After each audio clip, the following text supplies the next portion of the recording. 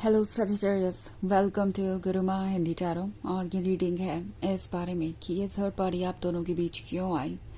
तो ये रीडिंग आपके लिए है अगर आप किसी थर्ड पार्टी सिचुएशन में हैं और सोच रहे हैं कि क्या वजह थी कि ये थर्ड पार्टी आप दोनों के बीच आने में सक्सेसफुल हुई, या आपका पर्सन इस थर्ड पार्टी को इतना ज़्यादा अटेंशन दे रहा है, लव ऑफर कर रहा है, या जो कुछ भी आपकी सिचुएशन हो, क्या आपसे कोई मिस्टेक हुई, कोई कमी रह गई, या ये पर्सन हमेशा से इसी तरीके के इंटेंशन रखता था आपको चीट करने का या धोखा देने का, या फिर कोई और वजह थी। तो चलिए आगे बढ़ते हैं और देखते हैं क्या मैसेजेस हैं आपके लिए। Messages for Sagittarius.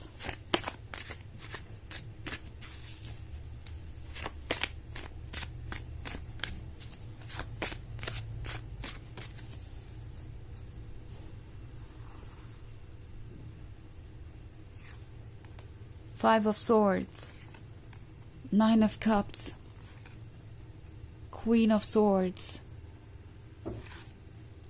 Page of Swords, and Seven of Pentacles. Okay. So हमारे पास है Queen of Swords. Queen of Swords future के बारे में है। Queen of Swords आपके बारे में है। ये पर्सन जानता है कि आप अपसेट हैं। वो जानते हैं कि आप अपने मोरल्स और प्रिंसिपल्स को कॉम्प्रोमाइज नहीं करने वाले। ये वो पर्सन है जो आपके विस्डम से हैरान था और थोड़ा सा परेशान भी। मे बी आप उन्हें बिल्कुल अपने इक्वल नजर आ रहे थे। उन्हें दिखाई दे रहा था कि आपको वो कंट्रोल नहीं कर सकते एंड आप अपने अकॉर्डिंग अपनी चॉइसेस करेंगे। आपको वो ये नहीं बता सकते कि आपको अपनी लाइफ में क्या करना है, क्या अचीव करना है, क्या नहीं, किससे मिलना है, किससे नहीं, और किसको कितना टाइम देना है। बिकॉज हो सकता है ये पर्सन थोड़ा पॉजेसिव टाइप का हो और उन्हें लग रहा था कि आप जो वक्त अपने फैमिली और फ्रेंड्स को दे रहे हैं वो आपको नहीं देना चाहिए। ये पर्सन ये फील कर रहा था जैसे कि उन्हें आपकी टॉप प्रायोरिटी होना चाहिए, जो कि आपने बनाया भी था, बट स्टिल उन्हें ऐसा लग रहा था कि उन्हें सारा अटेंशन मिलना चाहिए। बेसिकली ये पर्सन आपकी ओनली प्रायोरिटी होना चाहता था और ये भी एक्सपेक्ट कर रहे थे कि आप उनके अकॉर्डिंग एडजस्टमेंट्स करते जाएंगे बिना किसी सवाल के। और अब इस पर्सन को समझ में आ चुका है कि ये पॉसिबल नहीं है। क्वीन ऑफ स्वॉर्ड्स बहुत लॉयल है, बहुत डेडिकेटेड है, ऐसी लवर है जो बहुत कुछ ऑफर कर सकती है अपने लवर को, प्रायोरिटी भी बना सकती है, but at the same time उसके रूल्स की रिस्पेक्ट होनी चाहिए, उसकी बाउंड्रीज की रिस्पेक्ट होनी चाहिए।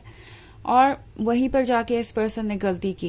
ये पर्सन आपको जज करने लगा, आपके स्पेस को एक तरीके से कंट्रोल करने लगा एंड अब उन्हें दिखाई दे रहा है कि आप सब कुछ नोटिस कर रहे हैं। वो आपको मैनिपुलेट नहीं कर सकते और किसी भी तरीके से ये कन्विंस नहीं कर सकते कि हर चीज के लिए आपको उनसे पूछना पड़ेगा और उनके अकॉर्डिंग ही अपने लाइफ को प्लान करना पड़ेगा। नाउ 9 ऑफ कप्स का कार्ड है, तो ये पर्सन डेफिनेटली ये चाहता था कि आपका और उनका फ्यूचर हो, okay, but at the same time वो चाहते थे कि इस फ्यूचर में सिर्फ और सिर्फ उनके ओपिनियन के अकॉर्डिंग चीजें चलें, आप बस उन्हें फॉलो करते जाएं। ओके, ये आइडिया था उनका एंड अब उन्हें दिखाई दे रहा है कि वो इसमें सक्सेसफुल नहीं हो सकते बिकॉज आपके अपने थॉट्स हैं और आपको वो बिल्कुल भी वैसे कंट्रोल नहीं कर सकते जैसे कि वो चाहते हैं। सो 5 ऑफ स्वॉर्ड्स के साथ ये पर्सन पास्ट की तरफ देख रहा है। उन्हें पास्ट अच्छा नजर आ रहा है, लाइक आप दोनों के बीच जो प्यार था, जो रोमांस था, वो अनपैरेलल्ड है।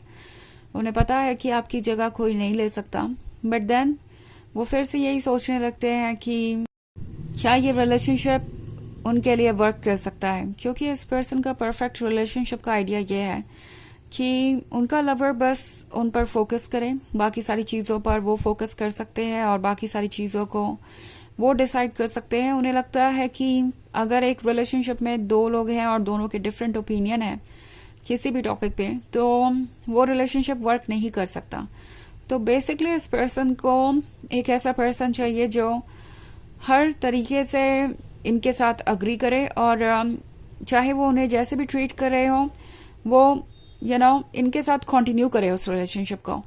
ना पेज ऑफ सोर्ड्स का कार्ड है, तो भले ही किसी भी थर्ड पार्टी के साथ हो, ये आपको स्टॉक कर रहे हैं। आपको उन्होंने जो समझा था आप उससे बिल्कुल डिफरेंट निकले। इस पर्सन को लग रहा था कि आप इतने डेडिकेटेड और लॉयल लवर हैं, तो डेफिनेटली वो आपकी कमजोरी बन सकते हैं। इतनी बड़ी कमजोरी कि चाहे वो जितना भी आपको पुश करें किसी चीज को एक्सेप्ट करने के लिए, आप उन्हें कभी छोड़ के नहीं जाएंगे। इनफैक्ट इन दी एंड वही करेंगे जो वो चाहते हैं। सो इस पर्सन को थोड़ी हैरानी हो रही है कि आप इस क्वीन ऑफ सॉर्ड्स वाली एनर्जी में रह सकते हैं। मतलब अगर वो आपसे दूर जाते हैं या आपको दूर जाने का कोई रियल रीजन देते हैं, तो आप डेफिनेटली उनसे दूर रह सकते हैं। आप अपने सेल्फ रिस्पेक्ट को कॉम्प्रोमाइज नहीं करेंगे। आप अपने आइडियाज को सिर्फ इसलिए नहीं बदलेंगे क्योंकि कोई आपको साइलेंट ट्रीटमेंट दे रहा है। वो पर्सन जिसके प्यार की आपको आदत है या आपको जरूरत है, तो ये पर्सन समझ गया है कि आप स्ट्रांग है उनकी इमेजिनेशन से ज्यादा। ये पर्सन ये इंतजार कर रहा है कि कब आप उन्हें अप्रोच करेंगे। 7 ऑफ पेंटिकल्स के साथ उन्हें थोड़ी हैरानी हो रही है कि आपने उन्हें चेज नहीं किया अभी तक। आपने उन्हें कुछ भी कन्विंस करने की कोशिश नहीं की है। क्या आप किसी भी चीज से ट्रिगर होकर रिएक्ट नहीं कर रहे? अब उन्हें इस बात की उम्मीद नहीं थी। उन्हें नहीं लगा था कि आप कभी भी उनको जाने देंगे। उन्हें लग रहा था कि आप लगातार उन्हें चेज करते ही रहेंगे। ओके, बहुत सारे सोर्ड्स है आपकी रीडिंग में, तो कोई एयर साइन हो सकता है। वैसे ये कोई भी साइन हो सकता है बिकॉज ये जनरल रीडिंग है इन दी एंड। बट ये जो कोई भी है बहुत जल्दी जल्दी अपने आइडियाज बदलता है, और इस थर्ड पार्टी सिचुएशन में भी ये खुश नहीं है। किसी के साथ होकर भी ये आपके बारे में ही सोच रहे हैं। ये एक जनरल रीडिंग है। वैसे तो ये सबसे रेजोनेट नहीं होगी। एनर्जी रिवर्स हो सकती है अगर आप क्रॉस वॉचर हैं।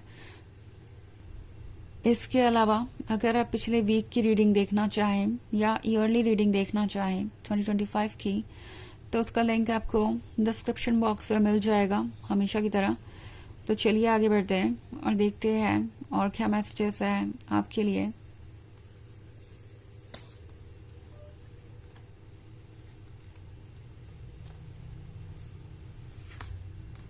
Temperance, the Hierophant, Death, 2 of Cups, and the Sun. Okay. So, the Hierophant का कार्ड है। ये पर्सन ये भी फील कर रहा है जैसे कि इस बार उन्हें वो एक्सेप्ट करना पड़ेगा जो वो नहीं करना चाहते।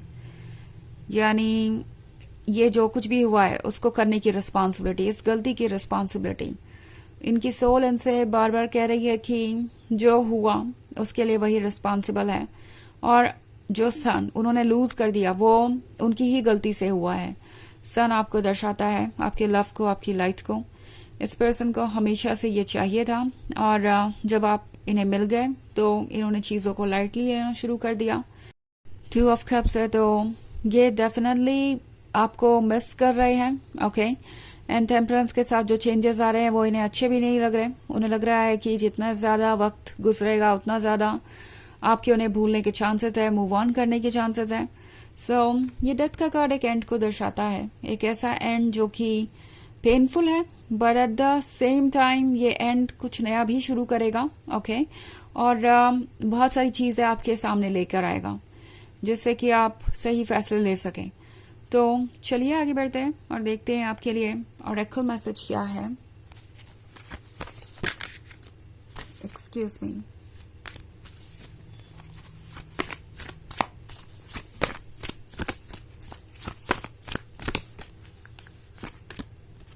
Paul the Venetian, experiencing grace. Okay. Share your gifts with grace. Waves of inspiration and love are coming to you. तो ये कार्ड आपसे कह रहा है कि अपने गिफ्ट को शेयर कीजिए। ओके, अपनी पॉजिटिविटी को। ऑफ कोर्स उन लोगों के साथ नहीं जो आपको हर्ट कर रहे हैं, बट आपके लिए टाइम स्पेंड करना जरूरी है उन लोगों के साथ जिनको आपकी परवाह है। ओके, इस पॉइंट पे आपको खुद को नेगेटिविटी से दूर रखना है और उन लोगों के क्लोज होना चाहिए जो आपको हील कर सकते हैं।